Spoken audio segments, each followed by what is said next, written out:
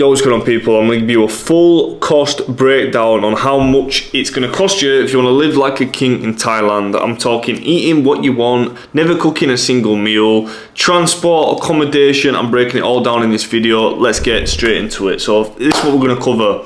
First things first is food, and this is a clean gym bro diet. I'm going to cover the basics that you need if you want to put some size on, or you're into the gym, or you want to stay healthy. Full cost breakdown of that. I'm going to cover accommodation. This is budget and luxury accommodation, depending on which one you want to go for. Most importantly, the gyms, that's Muay Thai gyms and bodybuilding gyms, and then the transport, that's more getting a motorbike for yourself or having taxis around. So I'm going to break every single thing down in this video. So first things first is the food. You can get a chicken and rice and a pad thai within walking distance anywhere in the country for this price pretty much, and that price is £2.30 or 100 baht, $3.10. I'm gonna say pounds in this video, but I've got the price breakdown here. It's pretty consistent. It's a simple meal. Pad thai, if you're gonna get a bad pad thai in Thailand, like that's probably just like so difficult to find. Everywhere cooks a pad thai.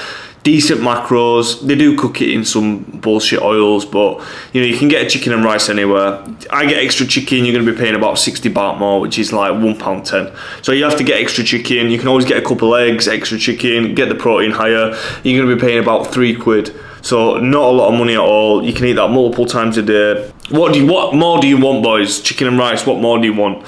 Next thing is, you can get Western food and breakfast, but they usually double that price, and from my experience, they taste like shit. You're gonna have to change your diet up a little bit. Maybe just get a protein shake. You can get like a toasty or something from 7-Eleven. Well, I mean, you don't really want to be eating that every day, but you need to figure out, maybe you want to just make your breakfast and get some oats or something like that. But the breakfast situation is not looking good, bro, over here. I'm not gonna lie, but other than that, it's pretty good. You can eat out at nice restaurants whenever you want. A decent restaurant, you're going to be paying about £8 to £10. That's 400 baht for a meal. You're going to be eating good for that, yeah? So eating out in a restaurant, sat down having a meal.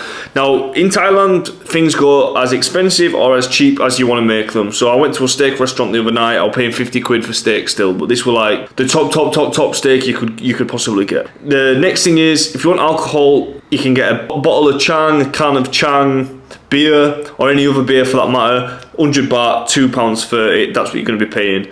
That's a bottled drink, right? If you want a cocktail, you're going to be paying double that. If you go to a bit of a bougie place, you're going to be paying about a £5 for a cocktail. But when you think about buying a cocktail in the UK, right, you're going to be paying about 15 quid, about 12 quid. So it's still very cheap, but that's what you're going to be paying with alcohol. Another one that I found here, this is a nice little 7-Eleven drop. Chicken, rice. There's not that much chicken. Usually I'll get a couple boiled eggs with it. Listen, if you're a young guy and you're eating for fuel, right? This is straight chicken and rice. You can get it wherever you're never more than half a mile away from a 7-Eleven in Thailand. They're everywhere. They heat it up for you. That's a perfect pre-workout meal. If you have it with the eggs, you're hitting the protein, good carbs, clean, and it's £1.50. What more do you actually want? Like, what else do you want from me? £1.15, 50 baht, $1.55. If you want the eggs, it's an extra 30 baht. You can also get a protein shake pretty much 24 hours a day for £1. That's 50 baht. Well, it's like £1.10. Nothing. So protein shakes, easy to get. You can get them all the time. You can buy whey out here, but whey's not any cheaper than the UK. I think it's even more expensive, to be honest. But you can eat your protein. You've always got them clean meals to back up on. So I'm eating a couple of these a day, with about 4 eggs a day with the meals as well, because just out of convenience, like it's easy to grab those because I'm still moving about, right? So if you want to hit your macros, you want to be on a clean diet, they can be a big bulk of it, and then you can just go eat a couple meals out. Next thing, accommodation. The thing is with Thailand, you can make it as cheap or as luxury as you want. So if you look on hotels in Thailand, what you get for £100 a night is like unbelievable. You know, you want to get 100 quid a night in the UK, what are you getting? You're getting a little box of shit, like an actual piece of shit. You're getting like the worst hotel you've ever stayed in for 100 quid, 80 quid a night. You can't really get cheaper than that. Maybe you go on Airbnb, you can stay in some musher's back garden for a £5 a night or whatever it costs. But if you want a decent spot for 100 quid, you're living good per night. But obviously if you want to be here a bit long term, you might be on a bit of a budget. This is a POS rental, right? POS stands for piece of shit, right? This is if you're staying at a hostel. Now, one thing I will say is all the hostels are pretty decent. If you're here for short term, you're trying to meet people, hostel's probably a good shout, but you can stay in anywhere for £5, £6, £7 a night. That's $9 per night, you know, around that range. You can actually find pretty good ones, to be honest with you, and you can get private rooms in them. But if you want to stay in a nice rental, for me, I preferred this rental. The pictures that you see in here, it's like a private villa with multiple rooms. You got your own pool, got your cooking area, fridge, freezer, 55-inch TV, fan and the air conditioning, clean bathroom, own space, storage, comes with bottle of water in the room, like what, towels for the beach, towels for the flipping shower. What more do you want, right, for 22 quid a night? Now this is down season right now, so that might go up to like 30, 40 quid a night. It might actually double. I don't think it'll probably double, but it'll go up. And that's around about what you're going to pay, and that's like $30 a night. That's where I stayed, pretty decent, stayed there for a while.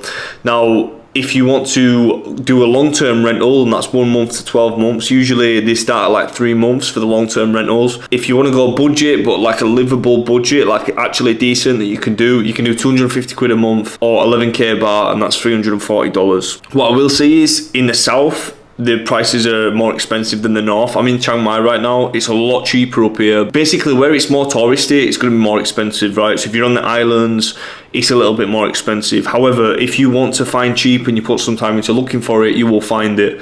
You can go to 200 quid a night down here. You can go to, in Bangkok, you can get a room for 100 quid a night. Yeah, it looks like Bin Laden used to live there. Yeah, it's not a nice place, but if you want to really go cheap for 100 quid a month, you can do it, 100 quid a month, no joke. So it can go as cheap or as expensive as you want. Next thing up, you've got long-term rent, and this is like luxury-ish, like a pretty nice spot. So like I'm showing you here, what I'm showing you there, that's like £580 a month in the south. That's in Koh Samui. 25k baht, $780, and that's a deal outside of Airbnb. If you want to do luxury in the north, it's a lot cheaper. Like you can, for 400 quid a month, 500 quid a month, you can get a pad, you can get a double bedroom. If you're moving out here with a friend, 2 of you can split the bill, 200 quid a month, 150 quid a month, and you're staying somewhere decent. Like you might even get your own pool for that. Like it's crazy how much better it is price-wise up north for rent, but south is a bit better to live in my opinion. You're on the islands, it's tropical, it's just better, there's more stuff going on. But if you do want to get long-term rent, this is not something that I've done yet, but I am looking at now because I've just moved here. The cheapest prices that you're going to find is not on Airbnb, not on booking.com, but it's actually on Facebook groups. All the Thais use Facebook groups. You literally go on, you search Chiang Mai rental, Koh Samui rental, you look through them, people are posting listings, you drop them a message, you do it like that. That's the easiest way to do it. This is what all the Thais use, yeah. So accommodation super cheap. Now the gyms, I personally moved out here to train. I love the gym. The gym is what I do. That's my thing, right?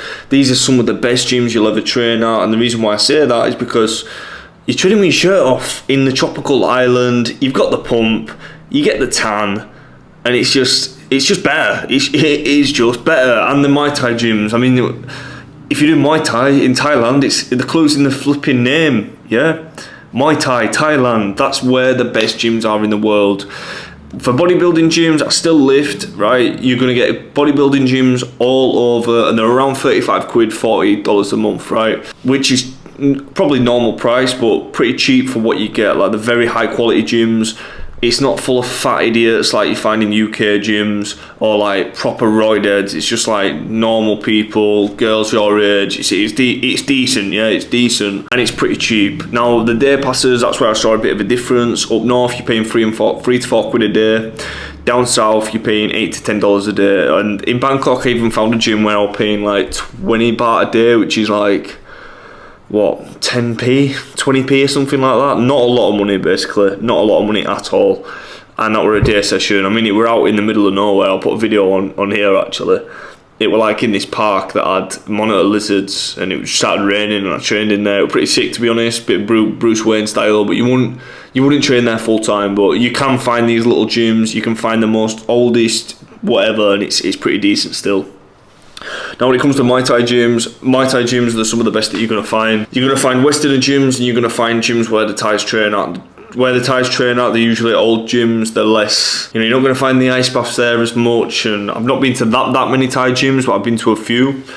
And yeah, what you're going to be paying if you want to go to like a Western Muay Thai gym, you're going to be paying £15 to £23 for a one-to-one session, but this is like a one-to-one, like you'll get good. It's like a PT session. So you know, if you want to get good fast, maybe you do one a week and you do the class sessions as well. But you know, worth it in my opinion for what you get. But it's not like a fiver like people make out. And the next thing is you can go get a monthly membership. So the picture that you're seeing there, that's in a gym called Bangtao. Tyson Fury's been a few of the Khabib, I'm sure, like big fighters, big UFC fighters go there. Top facilities, amazing gym. You meet lots of people, train hard, good sparring. It's got even a lifting gym on site, cafe on site. I think you'd be paying about £80 a month there, or a little bit more. But with that, what you got is you could go to as many classes as you want. There'd be a couple of Muay Thai sessions a day, kettlebells, yoga. So I'm training like 3-4 hours a day, which is pretty good, to be honest. I mean, if this is your thing,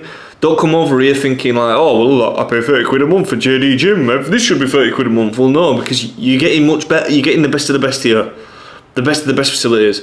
And one thing that I would say is like these modern gyms and Western gyms, if you're doing Muay Thai, listen, if you're getting punched in the face, it feels the same wherever you're at.